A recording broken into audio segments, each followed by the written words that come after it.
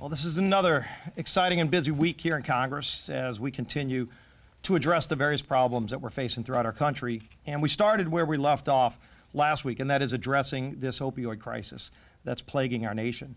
There are a number of bills that we're going to be packaging together this week that confront this problem in many different ways. It allows the federal government to be more effective and efficient at addressing this crisis, as well as helping local communities where this problem really has hit every single part of our nation.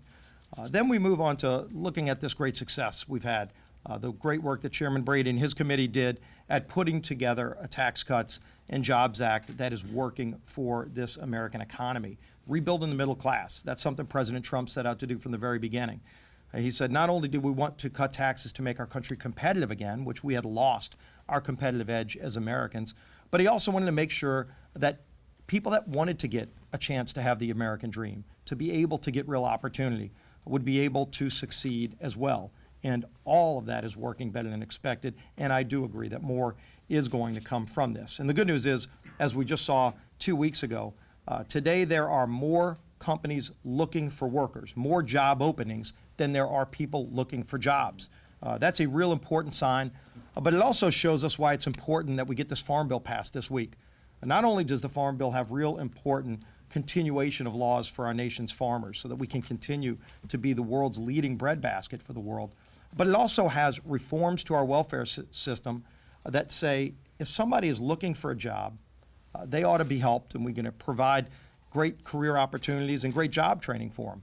But if there's a job opening right now and somebody is able to work, they shouldn't be able to sit on a broken welfare system. It's time for them to help be a part of this growing economy and get back in the workforce. So these work requirements that we have in the Farm Bill are as equally as important to getting this economy growing as the important farm policy. And then I want to thank President Trump for coming to our conference last night and being very clear, number one, that he wants to fix our broken immigration system. I don't think anybody's surprised about that. It was a pillar of his campaign. He said he wanted to build the wall. And the reasons he wanted to build the wall is so that we could get back to rule of law and securing our border like every other country does. Look, we're a nation that embraces immigrants. We let in over 1 million people a year legally today. By far the most generous nation on immigration policy in the world. But there are broken parts of our immigration laws. And so we worked to put together a bill. Initially, there was the Goodlatte-McCall bill, and the votes weren't there to pass that bill. Really good policy in that bill.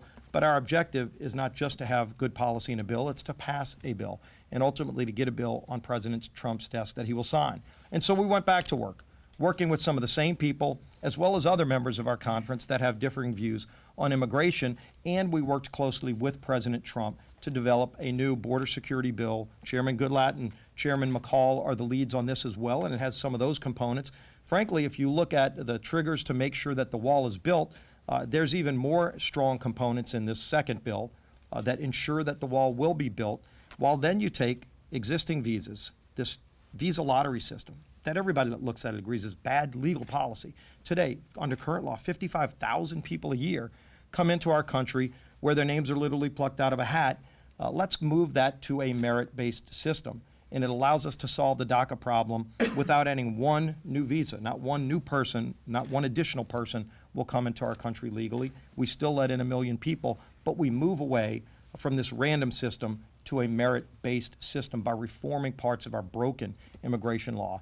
And then on this final point, and I think as the country has seen, as it's been highlighted in the last week, the problem that we have with current law relating to separation of children and their parents. This goes back to a 2008 law that Congress passed, plus court decisions like the Flores decision on top of it, that forced this policy. This is law, and we want to change the law. We don't think it's good law. In fact, President Trump agrees with us, and he's called on Congress to work to fix this law. And by the way, before this crisis was highlighted in the media, we had already started to fix it, and it was in our original draft of this bill. So this bill not only addresses our immigration system, but it ensures that we reunite families, so parents and kids come back together. So look forward to getting that bill moved through, and also look forward to our members of Congress, Republican and Democrat, our female members of Congress, beating the press tonight in this charity game of softball. We're going to beat the press.